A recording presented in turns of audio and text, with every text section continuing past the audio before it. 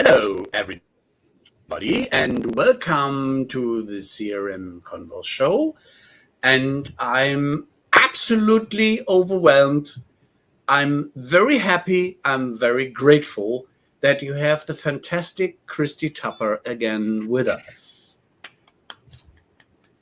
You're too kind. Applause, applause, applause. Very much too kind.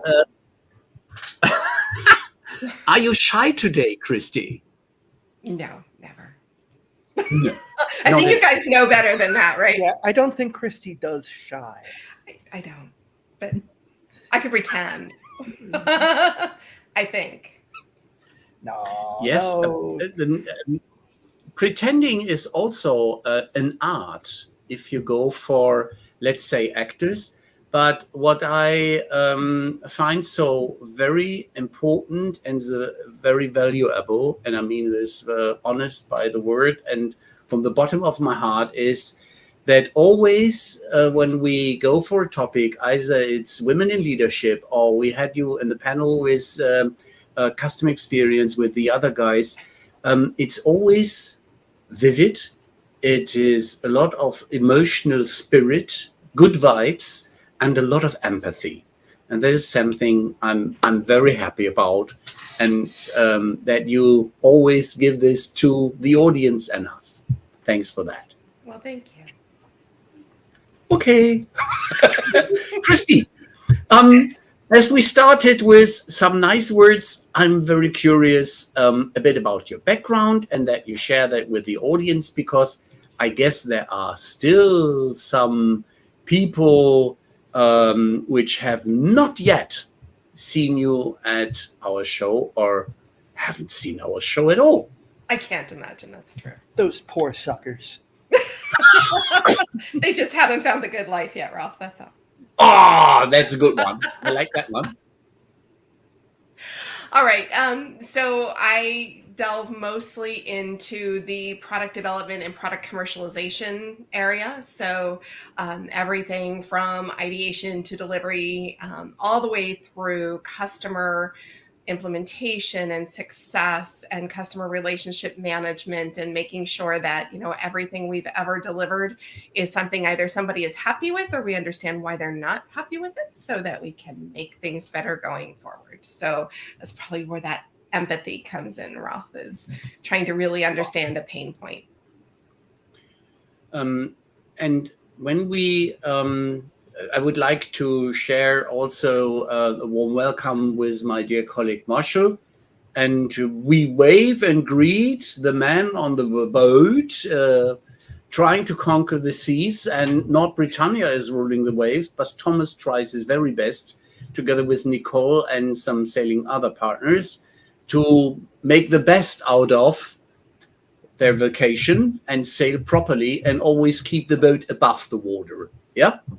I can't imagine he doesn't have his laptop with him and he's not here. What kind of dedication is that? Well, oh, sorry, you wanted me to be shy. No, the point is, Thomas does have his background in, let's say, in boats, being in the German Marine Forces. Yeah, so he has their background, and he was responsible for a boat, and he and water go fine together. Yeah, so his affection for sailing, I'm just so happy that he has the time to spend with the dearest on the boat, and that it what he described is a nice boat. Now, coming from the boat back to customer experience, we had the discussion that there are a lot of perspectives we can take and get a view on. If we are going for the doctor, we have our experiences. Some are better, some are less less amusing, or some are annoying. During COVID, everything has even changed more. So people here in Europe, especially in Germany, were very aware of that we have a lot of laws which do not help us to get telemedicine forward. This is one perspective. I would like to talk a bit about how you have this different in the States. Then you make the suggestion as an expert, Kristy, that we should have a look into EMR, a word I didn't know till then, and EHR, I didn't know either. So probably we start in, why did you found that topic so important? What is your expertise on these areas? And what is the difference between EMR and EHR? Oh, lieber Gott. Yeah, I will manage at the end of the show. The difference is that you can say one and not the other. No, the EMR is an electronic medical record, and it goes back to, moving from writing notes and writing everything down on paper to be able to key it into a system, right? That system was not necessarily connected to any other system, and it didn't have any other information in it other than what was in that medical record. But the EHR is the electronic health record. So that starts to provide a bigger picture of the patient. So for example, I don't know if you guys, I don't know if you have it in Europe, but Marshall, I know in the US, we have something called MyChart, right? Yes. Which is the front end of an EHR system called Epic. And so if you have MyChart, as a patient, as a provider, as a caregiver, if you have the appropriate permissions, you can log in and you can see the summary from your last visit. You can pay your bill online in the app before you go. You can give them all of the information they need, including insurance cards and all that kind of stuff before you ever even get there. So it has more of the information around you, like what were the notes that the provider took as they were sitting there talking to you? What are the lab results that came in from Quest Lab that isn't even really a part of your provider's office, but you can see all of that information in the EHR. It's more of a health record versus just an electronic medical record.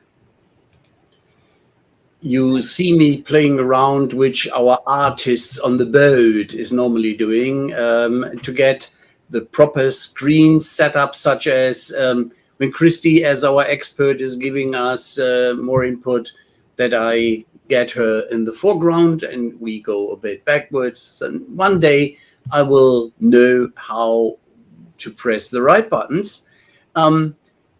So Marshall, what is your perspective as from time to time being a patient?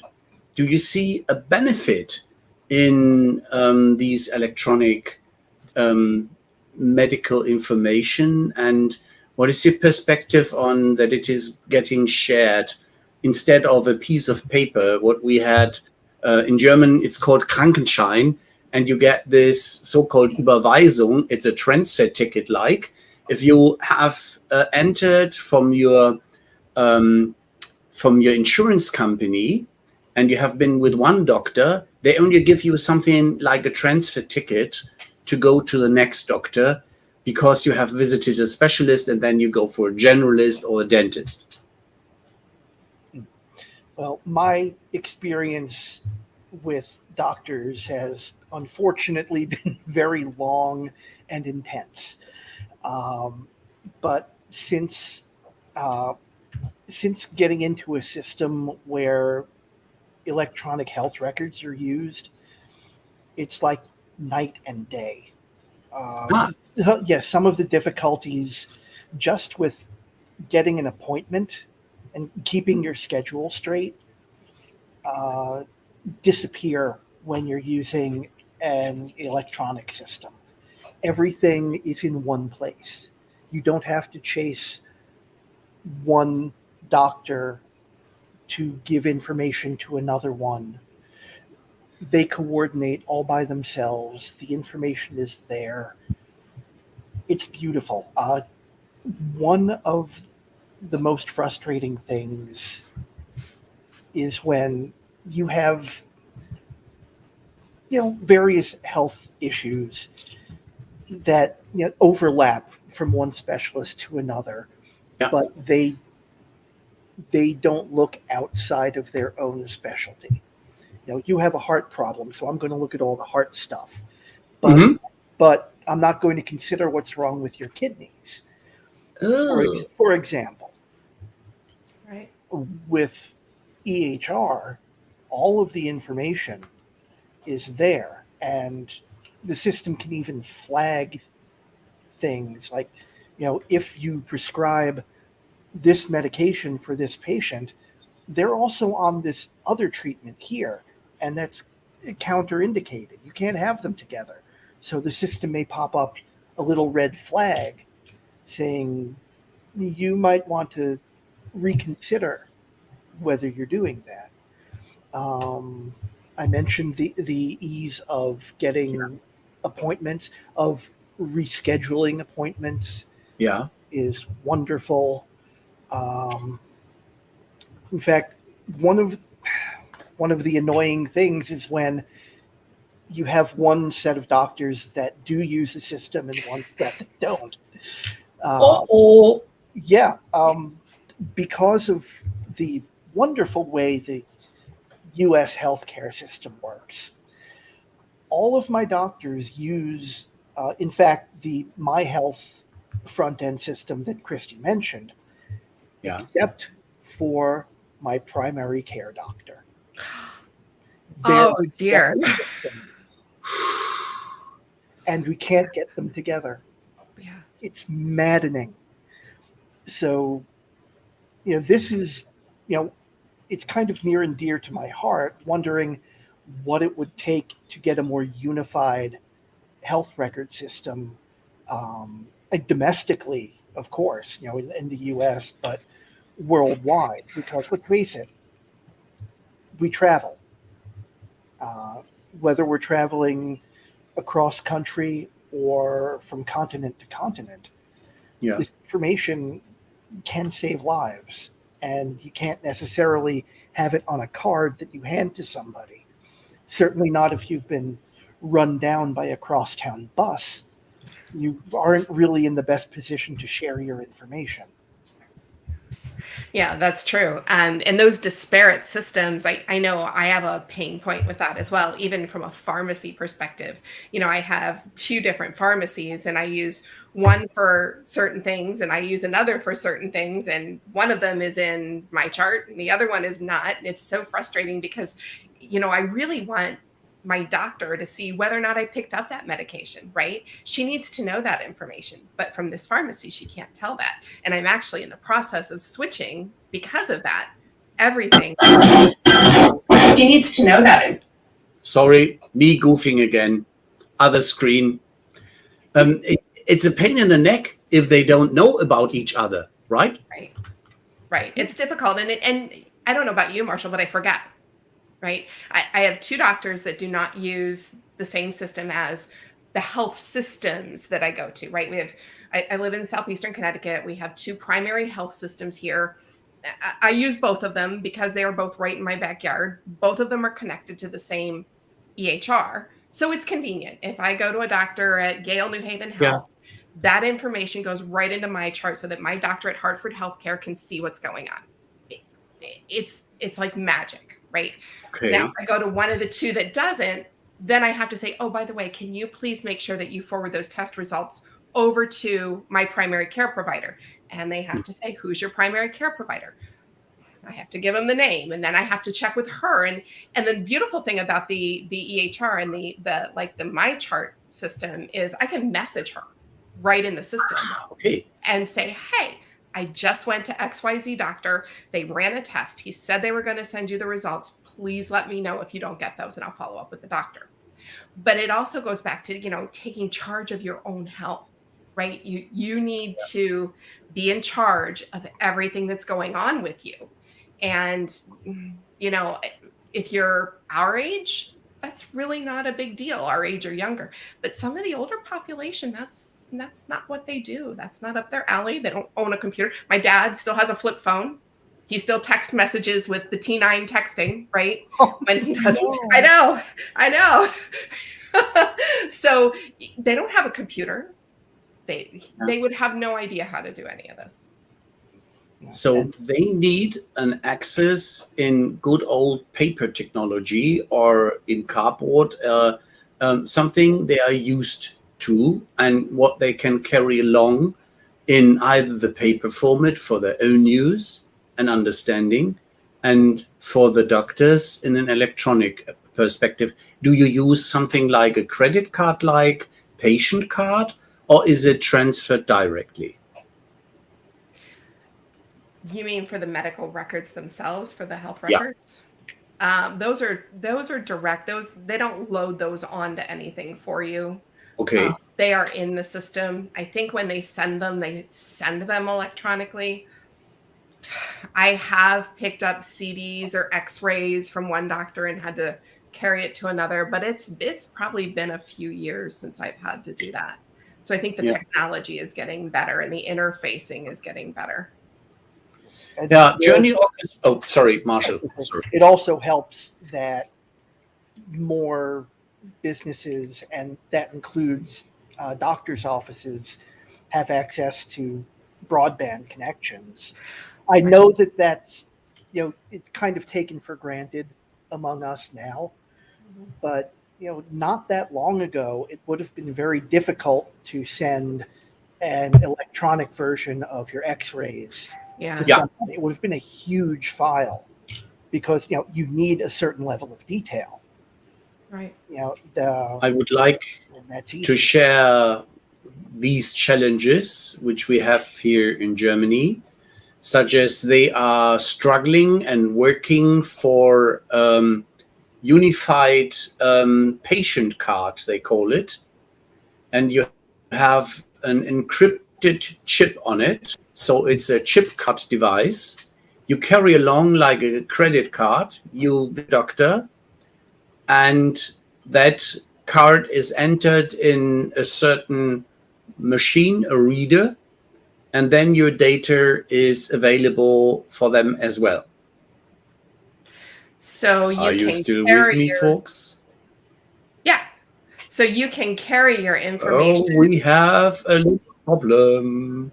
We have a problem? Houston, we have a bandwidth problem. We have definitely the challenge that what we described, that not every doctor or other business does have bandwidth like he wants. And I welcome my friend from the Dominican Republic, Frank Diesterbeck.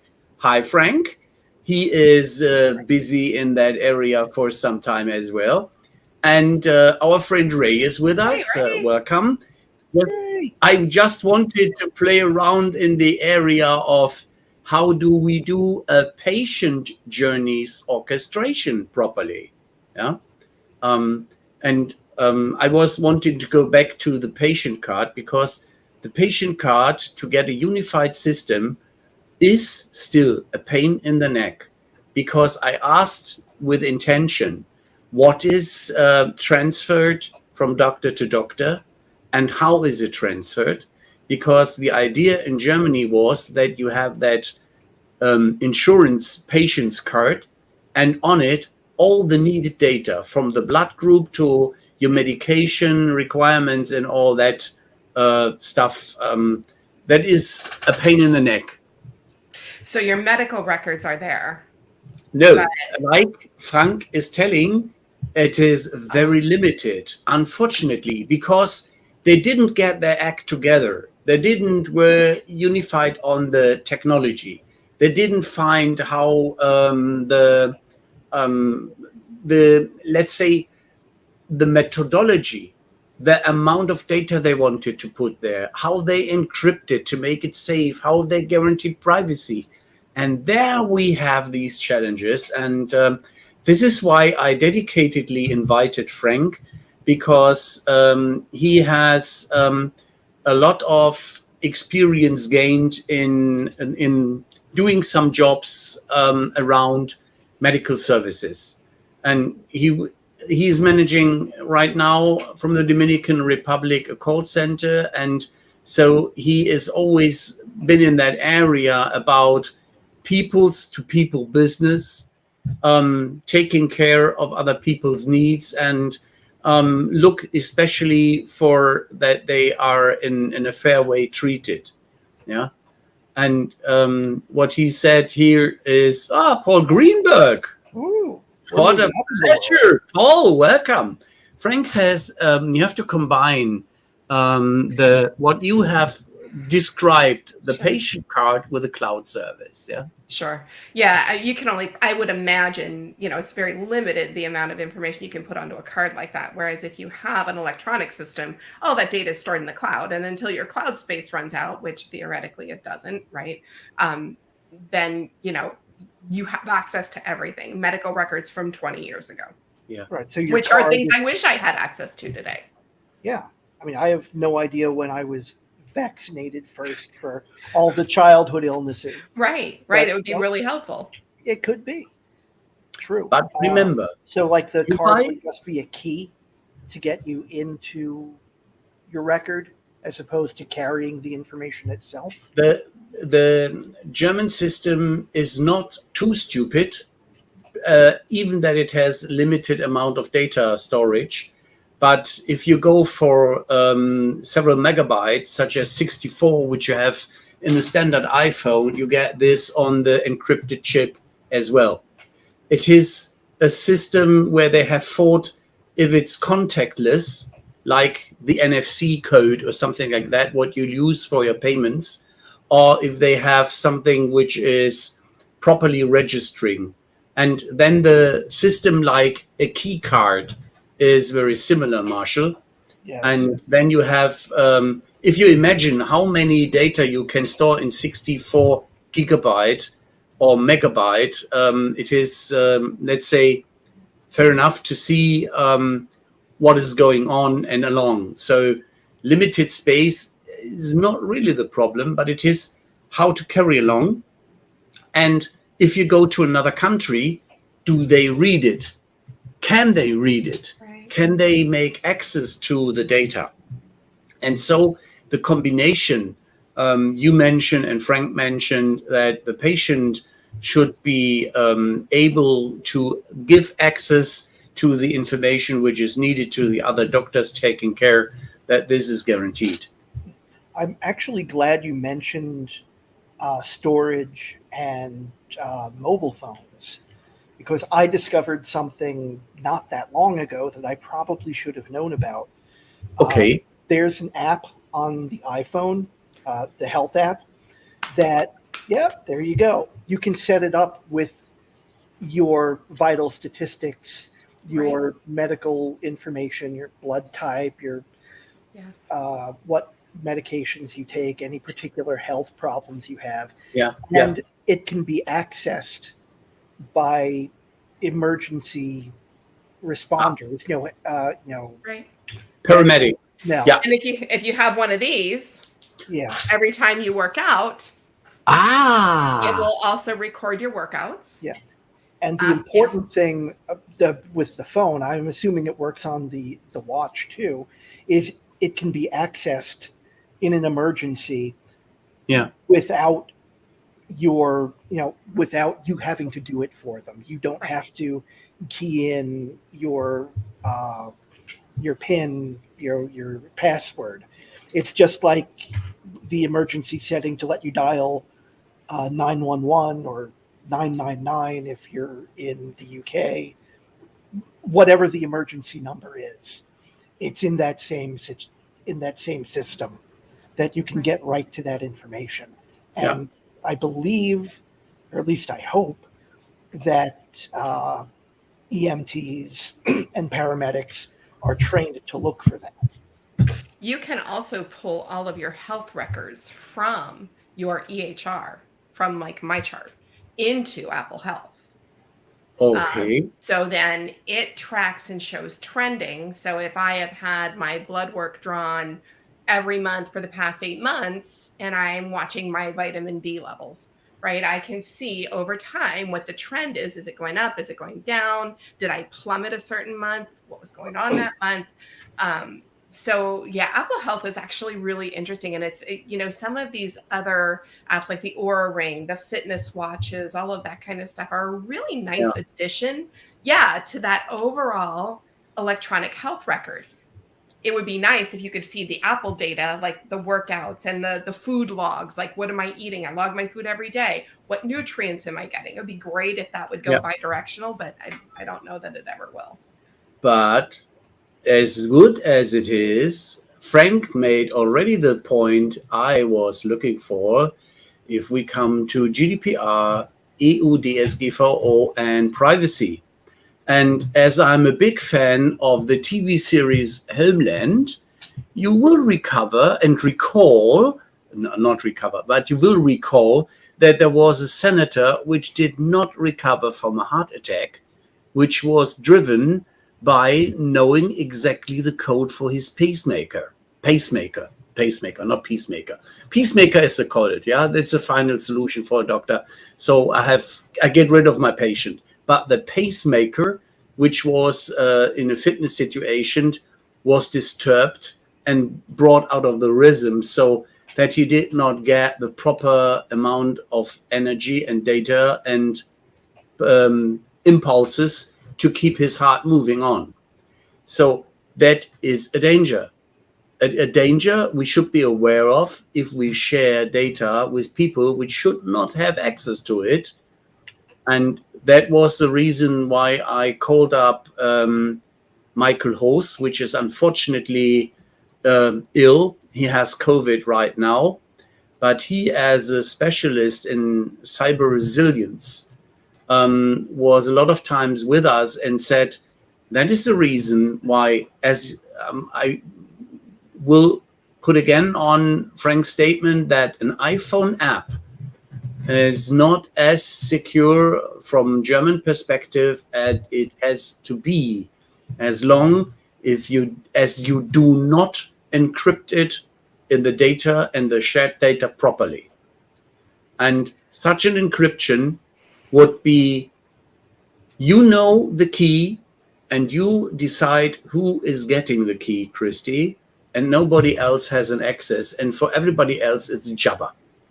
So there's a lot to unpack in all of those statements you just made. Well, we've got about half an hour, so right, yeah. But I'm curious, are you saying that the man did not survive because his iPhone changed the pace in his pacemaker? Now, if he's talking about the story, I think it is, some pacemakers and other medical devices can be adjusted in real time. Sure. And in theory, you could kill somebody by turning off their pacemaker. And is that what happened to this man? Yeah. He was hacked. His pacemaker access was hacked, and they manipulated to get him killed by stopping his pacemaker work. I hadn't heard that story. I'm going to have to look that up. That's interesting. Well, it may just be a story. I'm very positively thinking that fiction and reality is, even in the United States, not as close. But we have seen, you have had a president which I saw would never be possible. And you have had in January things which I also thought would never be possible. So I do have my honest doubts if electronic equipment is always as safe as it is in the advertising brochure. So challenge these people and ask them politely, what do they utilize to keep it safe? Yeah. How do you balance? I was going to say.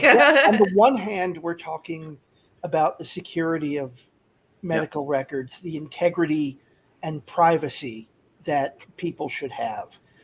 On the other hand, we're talking about people when they are at their most vulnerable.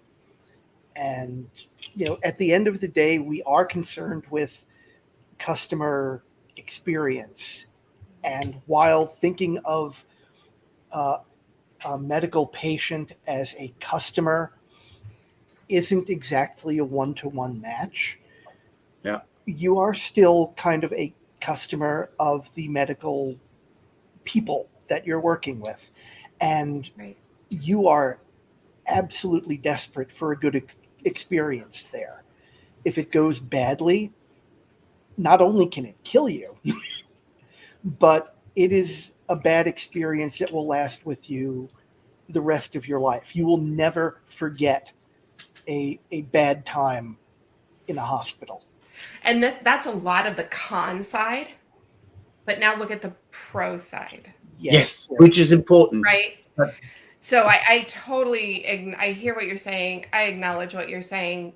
But you know what? In the end, I will share my medical records with anybody that can make me healthier. Yes. Whether that's my personal trainer, I screenshot stuff and send it to my nutritionist. When I get test results back, I screenshot it and I send it to her. I give her access to my chart on a, I think it's, like a 24-hour access that you can give to somebody. Hey, go in and look at this stuff and tell me what I'm doing wrong. Am I getting enough? What do these lab results mean based on what you know that I eat on a weekly basis? So there's a lot of good to be gained as well. Mm-hmm. Right. And I know that we had talked about this briefly when we were prepping for this, but one of the reasons that I joined Genea, which is the company that I worked for 2 employers back, right, was my mom, when she turned 70, started to have some health problems, right? And at that time in my life, I was traveling back and forth to San Francisco every week from Central Pennsylvania, right? Harrisburg, Pennsylvania, to San Francisco, California, weekly basis, 4 years. Okay. And so, needless to say, I was very time challenged. Yeah. Right? So I couldn't advocate for her. I couldn't be there for all of her appointments. I was busy working. I was on the other coast. She's going to all these doctor's appointments. She's getting a lot of information. She's getting confused. And she starts to deteriorate more and more to a series of, strokes that had her, she went on the cycle, right? Hospital, ER, hospital, rehab, home, ER, hospital, rehab, home. And every time they would send her home, with a medication list. Here's what you need to do, right? So first thing she'd go to her primary care doctor, and they'd look at all the meds she had, and he'd adjust whatever he needed to adjust. And then he'd send her off to her dermatologist, and her dermatologist would look at her medications and say, wow, that's way too much Coumadin for anyone to be taking. You need to decrease that Coumadin. And he'd write her a new prescription for Coumadin. Then she'd go to the heart doctor, and the heart doctor would say, whoa, hold on. You should have more Coumadin. So I had hired a friend of mine to help me take care of her. We were, and I'm not exaggerating, 3 times a week, dumping her pill box into the trash can and refilling it with all the new medications. Then she'd circle back to her primary care doctor, or worse, wind up in the hospital. And her primary care doctor would say, wait, what happened to your medications? Yeah. Now, you're on mute, Marshall. Yeah. Thank you. I was saying, how did you get here from where you were last time? Right, because they had no way to see what the other one had done. And nothing went back to her primary care doctor that he could look at it and say, wait, this dermatologist is off his rocker. There's no way. Yeah, use your prescription that I gave you. Ignore what he said. Because like you said about specialists, right? This dermatologist is looking at you for one condition. The heart specialist is looking at you for one condition. All the other specialists that she went to, and I can't even remember them anymore. She's been gone for 10 years. But all the other specialists that she went to were looking at her for one condition, and nobody was looking at the 360-degree view of the patient. And so the patient experience there, if you think of your patient as your customer, is awful. And for us as caregivers, was almost impossible. Yeah. And so now, with the ability to see all of this information in the EHR and designate someone as a caregiver, and for God's sake, even sharing your ID and your password so that I, as your daughter, can open up your My Chart and send a message to your primary care doctor so that if this guy doesn't use Epic as his EHR system, I can tell that doctor, hey, just want to let you know, we went to Dr. X and he reduced her Coumadin. Is that correct? In fact, I just did that. I went to urgent care because I had a sore throat. I'm also in the middle of being treated for something else that they want to test for an infection. This doctor wanted to give me antibiotics. I came home, and before I took that first pill, sent a note to the other doctor on my chart and said, hey, is this going to interfere with what you're trying to do? She wrote back and said, no, go ahead and take them. But back in the day when, 10 years ago, when we were having these issues with my mom, this kind of thing didn't exist. Yeah. So there are such a fine line to balance the pros and the cons of all of that information being accessible. And I would like to share that view as Frank gave the perspective, such as we had the talk about the 360-degree view in normal customer approach, or if we talk about a customer or patient, it's the most important person we are taking care of or should take care of. I agree 100%, Frank. That's absolutely correct. And the second thing is, as I normally totally agree with the 360-degree perspective as being bullshit, with the perspective on somebody I have to take care. I have to make myself a bit more stress and think about everything which is going in, and such as the free will and to decide to whom you give the password, the data, and the information is an important piece, and is important if we see the positive perspective, such as we are no longer in the disaster area that we have so many doctors fiddling around and doing their experiments because not knowing what the others are prescribing. And what Marshall mentioned earlier, I would love to have next best action and artificial intelligence guidance for doctors in a way of, if you prescribe that, then you hurt your patient, or you risk, for instance, a kidney's insufficiency, or you get him too early in the day dehydrated, so he has to drink more. Yeah. And I totally agree with Frank. That goes back to you own your health, right? I'm not going to give my ID and password to my neighbor. But my husband has the HIPAA consent for everything, and he knows my IDs and passwords to everything. So if something goes wrong and he needs to be able to get into my chart to show an emergency worker what's going on, he can do it. So you're absolutely right, Frank. You have to own your own health data, and you have to advocate to yourself. And as I love that I have, even from the Dominican Republic, my old friend and former colleague Frank in the boat, he shared that he has been a really professional in such a DoD project with veterans. And I take this as an important input, such as the one Michael would have given on the security issues, and that I have to bash the blue cloud guys, such as we had a project where I go back, Frank, I go back for your statement, but I want to share the one with the blue cloud. The blue cloud guys were working for Bayersdorf, which is a German company which is not doing glue and print and some stuff, but medicine. And they do have prescriptive needed products. So they have to take care about patient data and how you react to certain kind of skin care and if you're allergic on. And so they had to create a secure environment for their CRM system, for their help desk system, and for the related systems and the combinations. Absolutely. It's something like you have had, if you are in a disease area, you have to have a certain go-through area, Schleuse, whatever the proper word is, if you have to go for fresh air or to take, if you are a diver and you have to take your limited time to get clean to enter the next room, something like that. Decontamination. Dankeschön. Yeah. Kristy, we manage. Your German is getting nearly more vivid, and Marshall will make up and learn me that in 1 year's time he's talking as fluent German as I try to fiddle around with my English. Yeah, natürlich. Sure. Tip top. Coming back to that point is they had to set up to get these decontamination areas to make safe data exchange possible.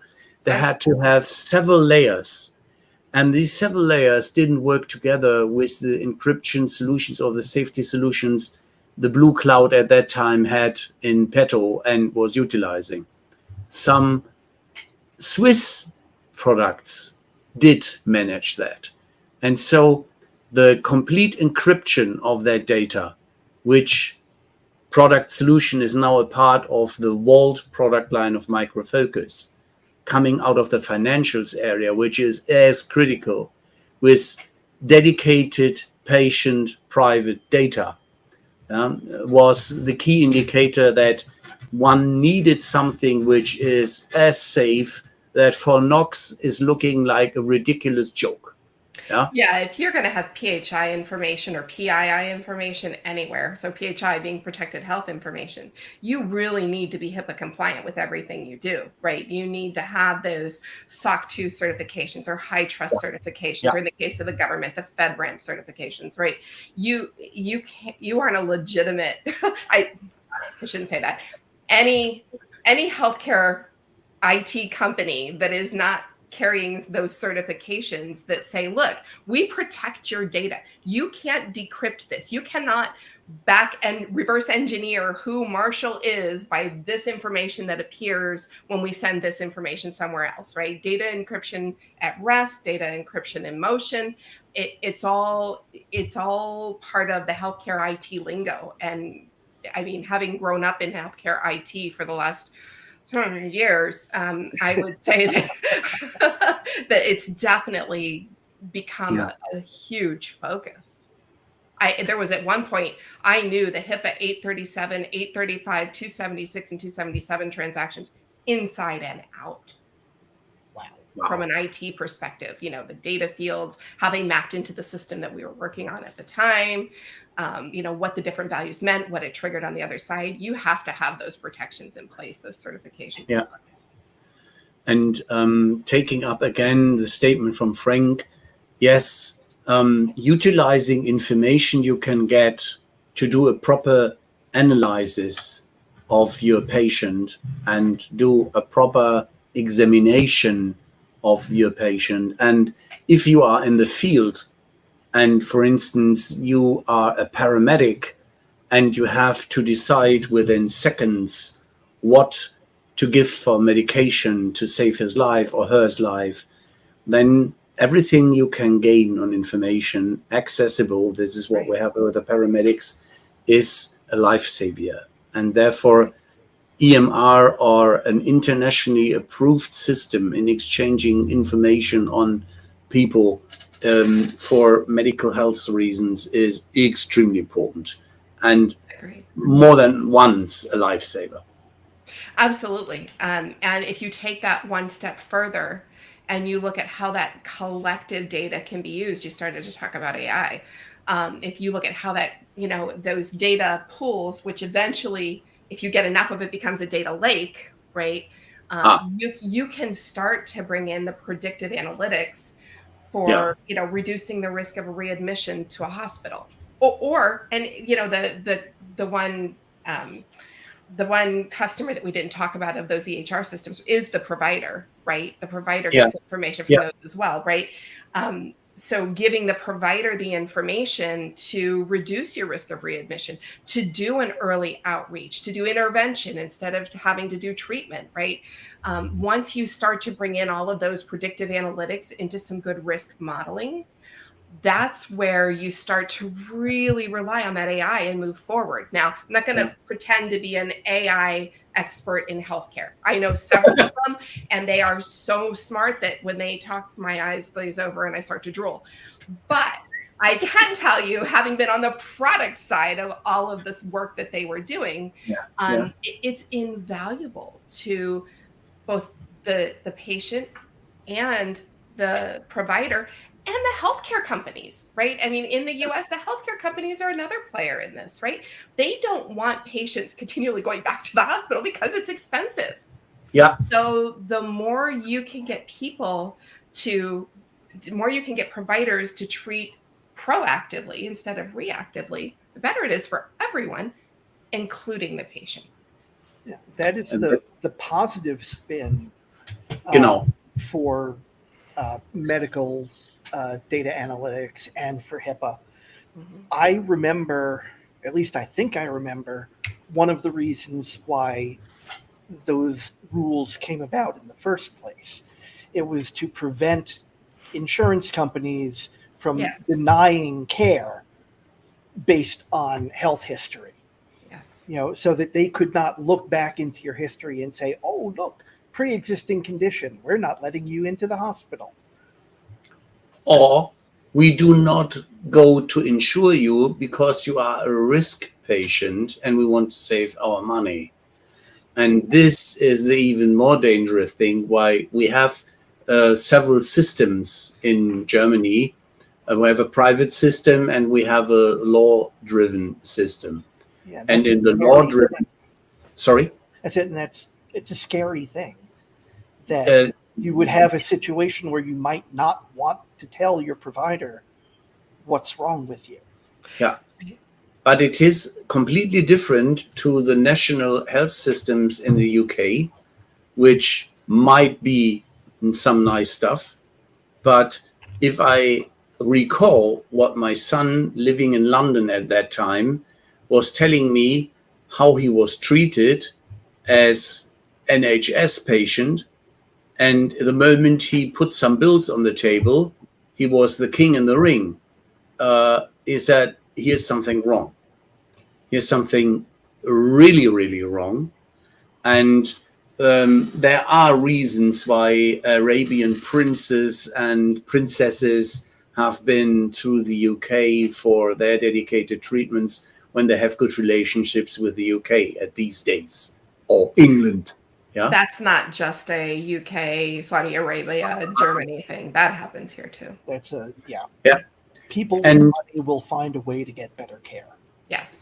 The point is, if you can afford it, I'm happy. We have a lot of dental tourists to Romania, or Hungary, because it's becoming too expensive to get the same service with the same technicians and the same quality of fit for your teeth in our own country. Then you get it as combining a holiday and a vacation with taking care over a period of 4 weeks, and your complete eating room is renovated.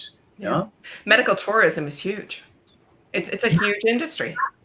Goulash and gum surgery. Yeah, and this is important. South America, I think, right? Or Latin America, something like that. And it is also, again, one of the beneficial utilizations and bringing into, if I have an EMR or EHR, I can carry it along and the dentist is not goofing, but he knows the standards he has to meet, so that not a German doctor is looking into my mouth and saying, oh my God, what a crap is in there. But he says, nice work, looking very solid. Where have you did it? Or where was it done? Yeah. And you then can say, ho, ho, ho, ho, I saved a fortune. I went to Hungary. I went to Romania, something like that. Yeah. The Americans go for the Dominican Republic, Frank, and I trust it is good when we know that there is not only shopping tourism, but there is a reason that if you combine your vacation with some taking care of your health, that it's a fair deal. I would like to share also these watches, or it's smartwatches on Android basis, Samsung or Apple or whatever. They do have serious benefits, such as if you see people which have the indication for getting risky in their heart stimulus, or are risk patients for heart attacks. They get an EKG, encephalocardiogram function in that, which is giving them a proper warning. And it is interesting enough that, for instance, the Apple Watch was one in combined with a dedicated app, which has the status of being a medical instrument, yeah, such as precise as it was and as precise the predictions were. And that was the reason why my friend Winfried was from one on the other day suddenly a fan of Apple. Yeah. Yeah. I mean, even the fact that your Apple Watch can tell if you fall and can call 911 for you. Yeah. I had a friend, and she's been talking for quite a while about getting an Apple Watch, and she owns her own business. It's a little sketchy. She's still recovering from the pandemic. And I said, you really do need to get one, if for no other reason, because she lives alone. Yeah. If there's an emergency, all you have to do is tell your watch to text me and I'll come right over. Yeah. So the other day she texted me with a picture of her foot up on her couch with ice around her ankle and bandages on her leg. And I said, oh my God, what happened to you? And she said, yeah, so I'm going to get that Apple Watch. I went out to get my mail. It was dark. I missed the bottom step on my front porch. And I forget how she said, I was sprawled out like a dead bug in my pajamas all over my front sidewalk. And I said, okay. There's an image. Well, guess what? Had you had an Apple Watch, it would have called 911 for you or me. Like, the technology has gone so far. It's just like in your car now. If you're in an accident, I had an accident, oh my gosh, probably 8 years ago. And all of a sudden there was this voice after I kind of came back out of whatever. There was this voice saying, we detect that your airbag has deployed. Have you been in an accident? Do you need medical assistance? And I'm like, whoever you are, yeah. And the police showed up magically like 2 minutes later. Yeah. So, the technology is getting really, really good as far as that goes. Yeah. And this is, I don't want to be blamed afterwards when people review that Konvo and go for it on YouTube and say, oh, Ralph told about the story about the homely fiction series, and that's a danger. Honest, with this car support, such as if it's an emergency, you have a car accident, or you call for help and push that SOS button that you need medical help or police, or you want to inform that you have by driving by seen an accident or a fire or whatsoever, that this is as life-saving as 911 or 110 or 112 in our areas, that you call emergency and get help to the people which need it. And the other thing is, yes, one of the reasons I bought my father not an Android phone was that I invested and convinced him in a used iPhone, which has that technology, that he was suddenly out of the blue falling down. Yeah. And I want this gyro information, and I wanted to be informed, or my sister. And now he has something, he has like a chain, not for the glasses, but there is a little push button electronic device. If he falls down or if he needs anything, he just push it and he can talk to somebody who is taken care of. He has a voice messaging system behind it. They can call my sister, they can call me, they can call other reliable and informed persons. Yeah, my mother had one. Kristy, I would not be surprised if yours did too. Yeah, I wasn't quite smart enough to do that in the moment, but she lived in a building where they had the pull cords that you could pull if you needed. Okay. So, yeah, the early version of that. Yeah, genau. Yeah. What I'm wondering, we've got about 5 minutes before the hour. The martial lager warning. Okay, thanks for that. Somebody's got to keep us somewhere near a schedule. Yes, sir. Yes, sir. But, you are so right. The trying to think if this is the right word, the democratization of the technology. A lot of what we're talking about is available through relatively expensive electronics. The car system that you're talking about requires a subscription. You're right. A lot of the people who are at most risk are the people who don't have health insurance, who might not have a regular doctor. Is there a way that, bringing this back to EMR and EHR, is there a way to make these systems benefit lower income people or people who do not have the sort of resources that we, as people with money, have? Wow, that wasn't really a sentence, was it? It's okay. I know what you're saying. Yeah. And we could spend hours talking on the inequity of healthcare, specifically in the United States. That's why I brought it up with 5 minutes left. That was good. That was good. Yeah. But no, you're absolutely right. We're sitting here talking about wearing Apple Watches, and there are people who are, going to McDonald's and eating off that dollar menu once a day because they can't afford food. And so, yes, there are a lot of social programs and a lot of outreach programs that, even healthcare companies do to try and reach that population. But it's really hard, when you have care management nurses who are calling and calling and calling, trying to get a hold of patients to find out, did they pick up their medication? Do they need anything else? You just had a baby. Have you been back for your postnatal visit? And they don't answer the phone because they're working 3 jobs and taking care of a newborn. Yeah. And these are also often going to be people who have experience with authority and not wanting to trust people keeping an eye on their information. Absolutely. Absolutely. That is a whole conversation unto itself. We could spend an hour talking about just that. Well, I guess that's going to be the next time you're with us. Exactly. Thank you, Marshall, for taking these, because I would like to go not only to drive another hour of talk, but to share that the comment Frank gave us on that the FDA and some regulations, I don't know what LASIK is. LASIK, it's laser eye surgery. Okay. Yeah. So a technology which is for certain eye care things a good one, and for some it's crap. So one has to be very careful and has to have the right doctors for the eyes, opto, God knows what, how they are called.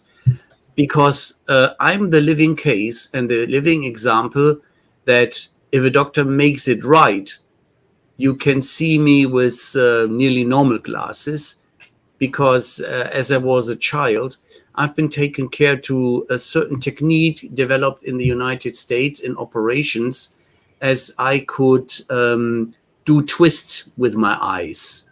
Yeah, so my eyes were had too long, let's say, moments of movement, and they had to shorten some of the mechanics in the eye so that I do the normal stuff.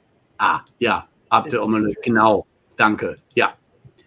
And that is the perspective, such as these days you look for doing lasering or for the gray star. You have some preparations and all that, which works nicely, such as my grandma, may they be in heaven and feel well, as the age of nearly 80, got that gray star operation with some laser stuff, and she had an eyesight like a young girl, and she was extremely happy about this.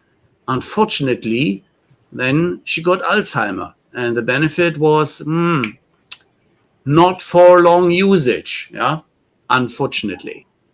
But anyhow, there are some aspects which we touched that a patient experience on that journey is a very, very important thing, and that we should take care with all the knowledge and all the means we have in our hands to democratize, to put it that way, the available medical assisting systems for a fair amount of money to everybody, that we enable the healthcare system to give the best for what they can deliver, and that we are better prepared for upcoming challenges, such as this ape virus, or that we have another wave of a new version of COVID, or what else might be dropping by and keeps the CDC busy and all the others. Yeah? Like I learned from Thomas as the blueprint, what would be your wrap-up famous last sentence in that CRM conversation, Kristy, you would like to send out to our audience and wave them a friendly goodbye? I think I would just say, and we didn't get to touch on this much, but as far as a patient's journey goes through the medical system, and when you consider all of the electronic health records that go along with that, I would just say that all of those experiences need to come from human-centered design principles. That patient should be at the center of every experience that you're using when you're designing those EHRs and the interfaces with those EHRs. It's the same way that the provider should be at the center of the experience on the provider side with what they see. But if we're focusing solely on the patient, the human-centered design and the empathy, you can't have too much of that. This is an emotional topic for people, right? It's your health. If you don't have your health, you don't have anything else. And so I would just encourage that, if you're asked to participate in something that's related to human-centered design, if you're asked to share de-identified data, there's probably a good reason for that. Do it carefully. I'm not telling you to give people your passwords and IDs and stuff like that. But if you're asked to participate in things, give it a second look, and cautiously, but it's for the greater good. Cool. Well said. I don't think I could add anything to that other than thanks for joining us, Kristy. My pleasure. It has been, as always, a wonderful time talking to you and informative. And, well, we're just going to have to do it again, aren't we? Yeah. Absolutely. I enjoyed it very much. I'm very grateful for the vivid discussion we had also with Frank and the participation of Ray and Paul joining us in. And I like that we put it in the way like Peter said, instead of the customers, as we take up the patients, as Frank mentioned, one should love his patients and take care of them like most important thing. With that, please take care. Join us in the next episode. And it was a pleasure having you with us. And stay healthy and see you next Tuesday. Gesundheit. Bye. Going backstage.